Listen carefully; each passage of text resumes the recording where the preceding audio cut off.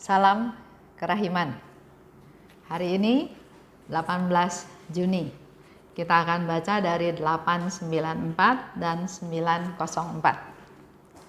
Kita mulai ya. Dalam nama Bapa dan Putra dan Roh Kudus. Amin. Kemuliaan kepada Allah di surga dan damai di bumi bagi orang yang berkenan kepadanya. Kami memuji Dikau, kami meluhurkan Dikau, kami menyembah Dikau, kami memuliakan Dikau, kami bersyukur kepadamu karena kemuliaan-Mu yang besar. Ya Tuhan Allah, Raja Surgawi, Allah Bapa yang Maha Kuasa. Ya Tuhan Yesus Kristus, Putra yang Tunggal. Ya Tuhan Allah, Anak Domba Allah, Putra Bapa. Engkau yang menghapus dosa dunia, kasihanilah kami. Engkau yang menghapus dosa dunia, kabulkanlah doa kami. Engkau yang duduk di sisi Bapa, kasihanilah kami. Karena hanya Engkaulah kudus, hanya Engkaulah Tuhan, hanya Engkaulah Maha Tinggi, ya Yesus Kristus, bersama dengan Roh Kudus, dalam kemuliaan Allah Bapa. Amin. Dalam nama Bapa dan Putra dan Roh Kudus. Amin. 894 kita bicara atau akan baca tentang ini penderitaan fisik ya. Suster Faustina menderita secara fisik. Hari ini dokter memutuskan bahwa aku tidak boleh menghadiri misa selain menyambut komuni kudus. Aku sangat ingin mengikuti misa, tetapi Bapak pengakuanku mendukung keputusan dokter menyuruh aku taat.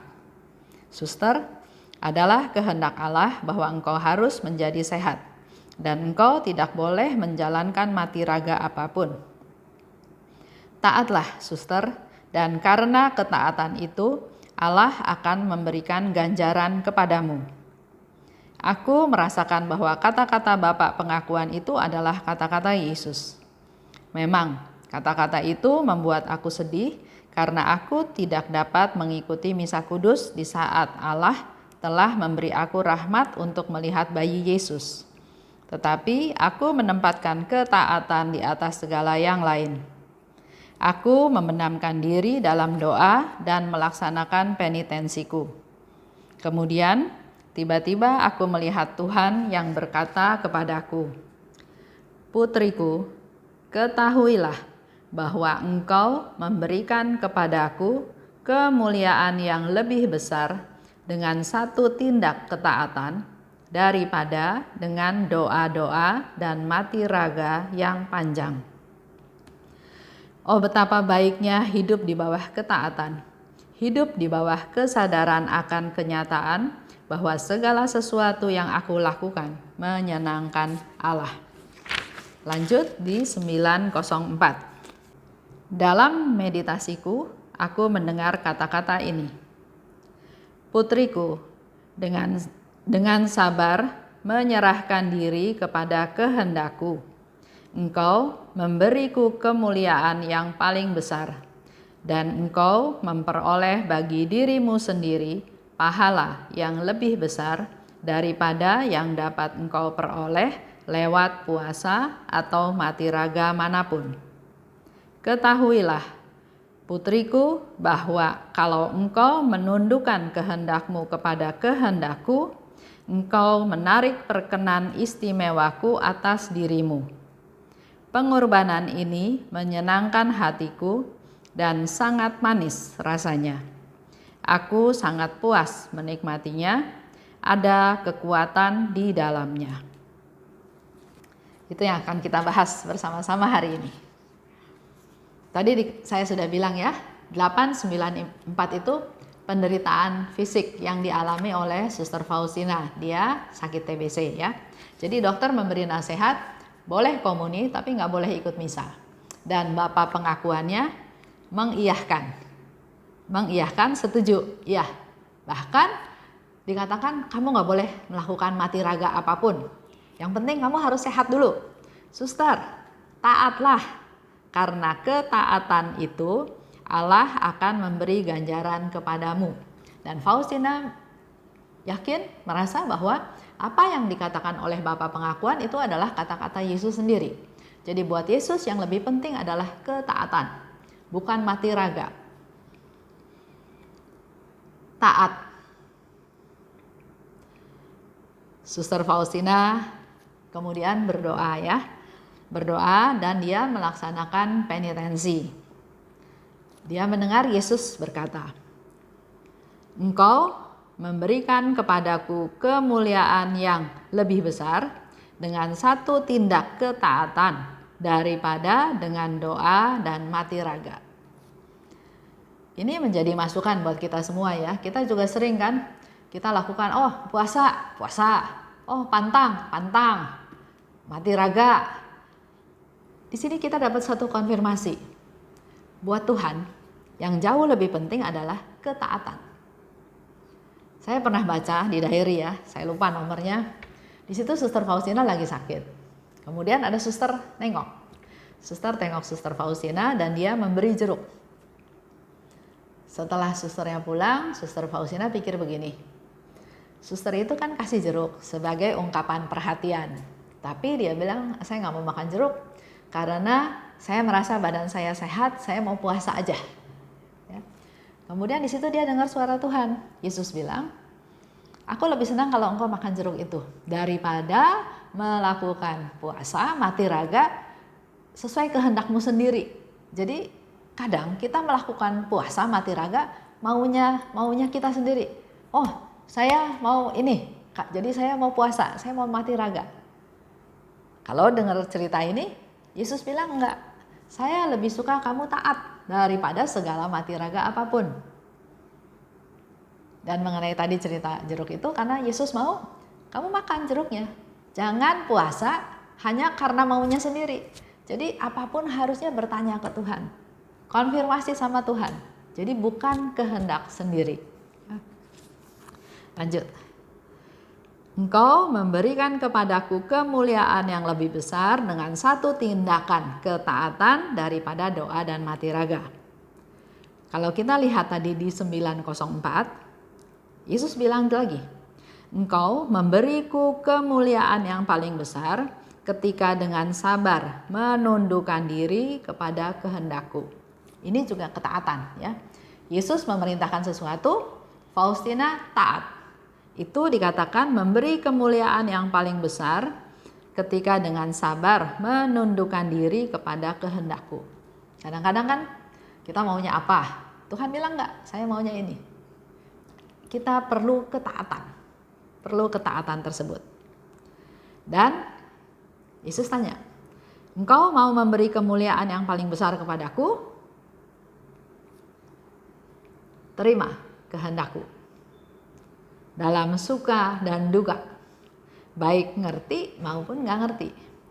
Karena di situ pun Suster Faustina mengalami kadang dia nggak ngerti ya. Kalau kita baca yang lain-lain, dia nggak ngerti ada rahmat ini. Tapi kalau mau menyenangkan hati Tuhan, Tuhan bilang kan ikuti kehendakku. Jadi apapun yang Tuhan bilang kita terima. Suka nggak suka kita terima. Begitu pula ngerti nggak bilang, Tuhan saya nggak ngerti, saya nggak bisa ikutin kehendakmu. Enggak, kalau Tuhan suruh sesuatu terima aja. Nanti di dalam perjalanan kita akan diberi pencerahan-pencerahan sampai akhirnya kita mengerti ya. Contoh misalnya ada satu keluarga, anaknya baru lulus di luar negeri ya. Dia untuk merayakan kelulusannya, dia berpesta lah ya, merayakan bersama teman-teman kuliahnya. Nggak tahu gimana kejadiannya, tiba-tiba terjadi kecelakaan dan anak itu meninggal. Orang tua mengirim anak sekolah ke luar negeri, anak itu sekolah, anak itu lulus, bersukacita atas kelulusannya, terus tiba-tiba orang tua mendengar anaknya meninggal. Kadang-kadang kan nggak ngerti, kok bisa kayak gini? Ya, kadang-kadang nggak bisa mengerti. Tapi yang Tuhan mau adalah ketaatan. Terjadi, berusaha diterima karena sudah terjadi. Kalau nggak kuat, serahkan pada Tuhan. Pada waktu terjadi proses tersebut, pasti Tuhan memberikan pencerahan, pasti Tuhan memberikan jawaban atas segala hal yang dialami.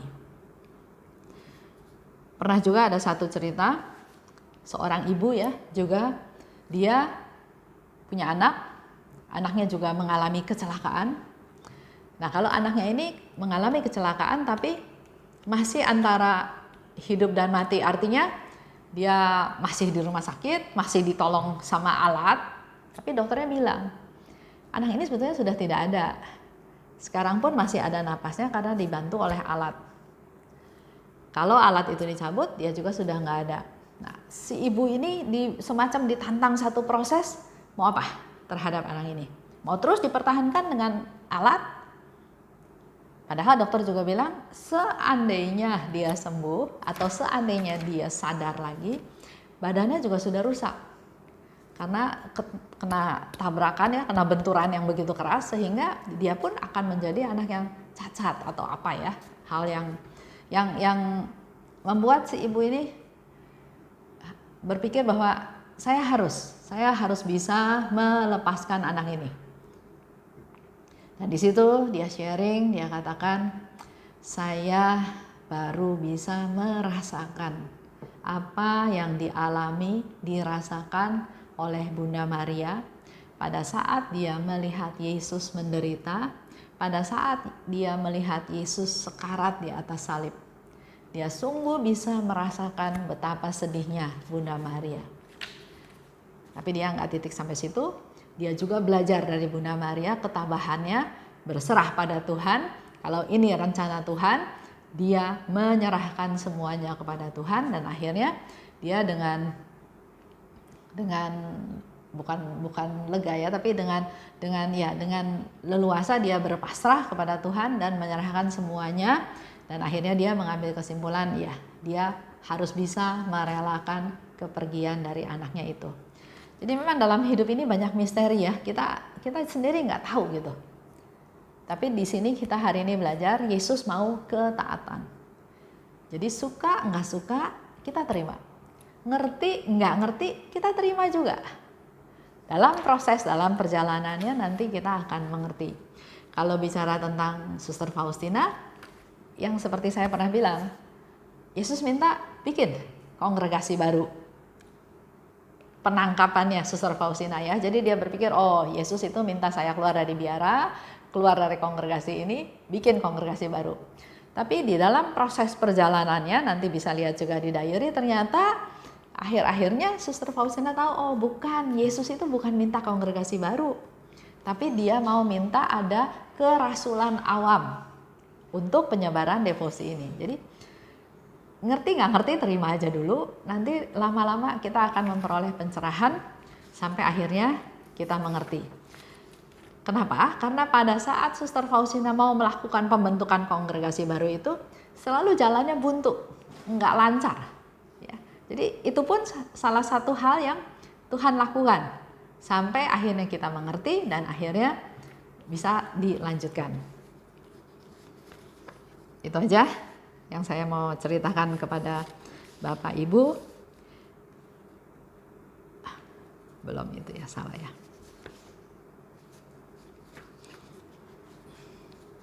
Baik, kita lanjut ya. Dikatakan di sini bahwa surga, kalau kita mau ke surga, kita semua mau ke surga ya. Surga itu tidak bisa didapat hanya dengan doa dan mati raga. Mati raga yang maunya sendiri ya, bukan yang Tuhan minta. Yesus ternyata lebih disenangkan oleh ketaatan daripada perbuatan fisik, puasa dan mati raga. Pertanyaannya lagi, apakah Allah menikmati penderitaan manusia? Kita puasa, pantang, mati raga, dalam tanda kutip masuk dalam penderitaan ya.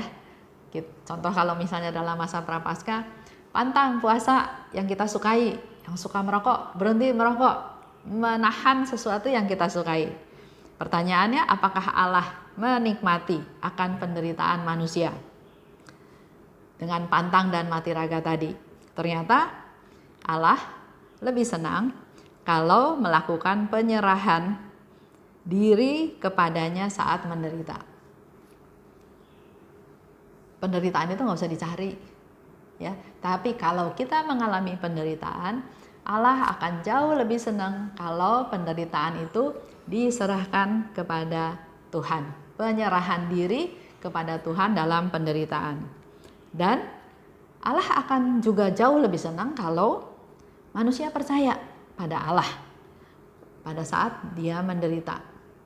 Kan ada orang yang menderita malah marah sama Tuhan, malah nggak mau ke gereja lagi, malah dia bilang Tuhan nggak sayang saya juga nggak mau sayang sama Tuhan.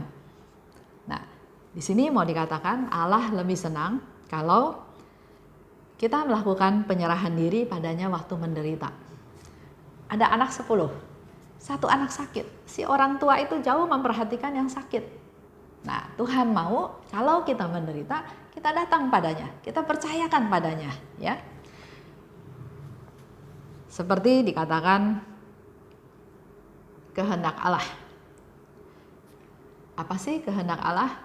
Di firman disebutkan, kasihilah Tuhan Allahmu dengan segenap hatimu, segenap akal budimu, segenap kekuatanmu, segenap jiwamu.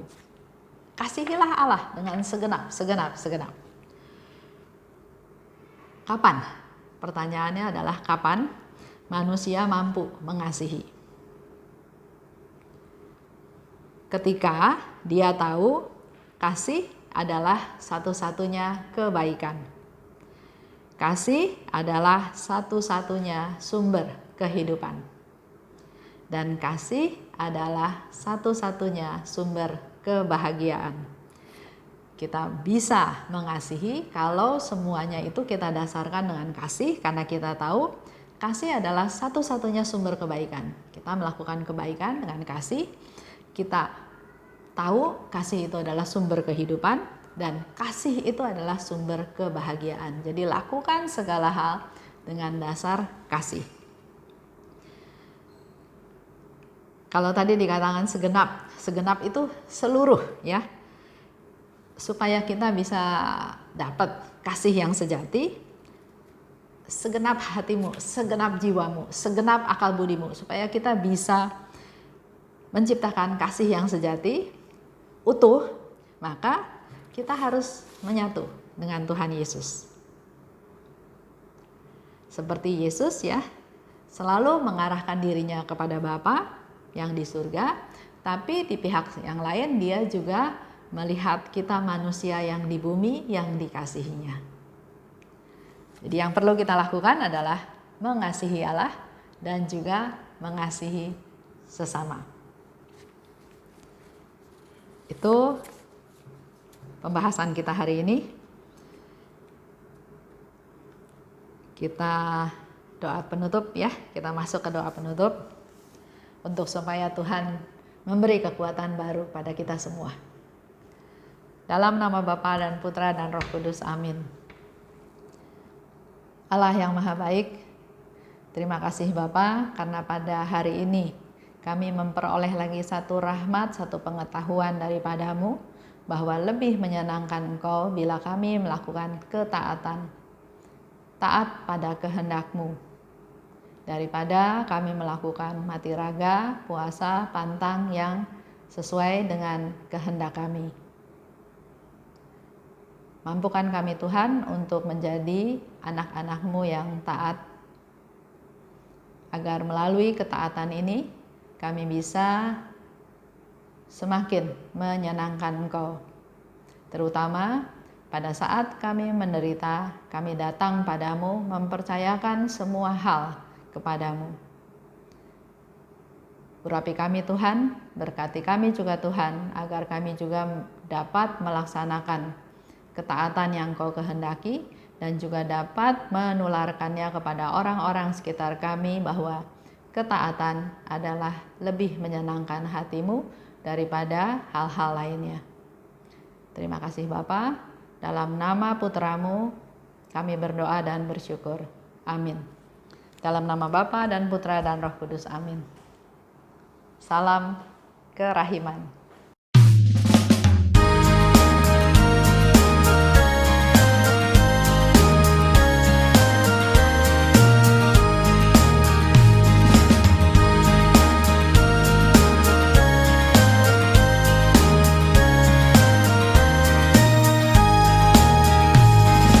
Berbahagialah jiwa yang menyerukan kerahiman Tuhan. Jiwa itu akan dibela oleh Tuhan sebagai kemuliaan-Nya.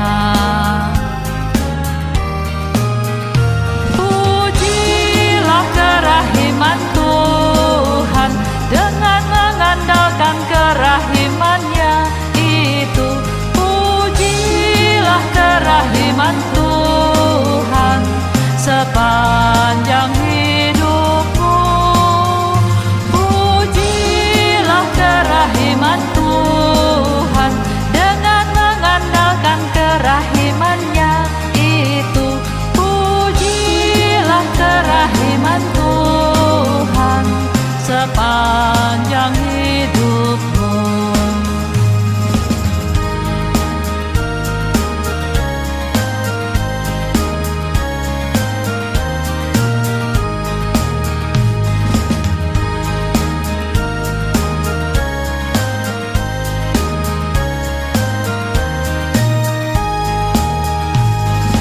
Berbahagialah jiwa yang menyerukan kerahiman Tuhan. Jiwa itu akan dibela oleh Tuhan sebagai kemuliaan-Nya. Pujilah kerahiman Tuhan dengan mengandalkan kerahiman-Nya itu. Pujilah kerahiman Tuhan sepanjang hidupmu. Pujilah kerahiman Tuhan dengan mengandalkan kerahiman-Nya itu.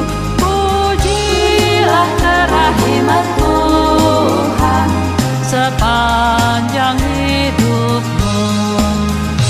Pujilah kerahiman Tuhan dengan mengandalkan kerahiman-Nya itu. Pujilah kerahiman Tuhan sepanjang hidupmu. Pujilah kerahiman Tuhan dengan mengandalkan kerahiman-Nya itu.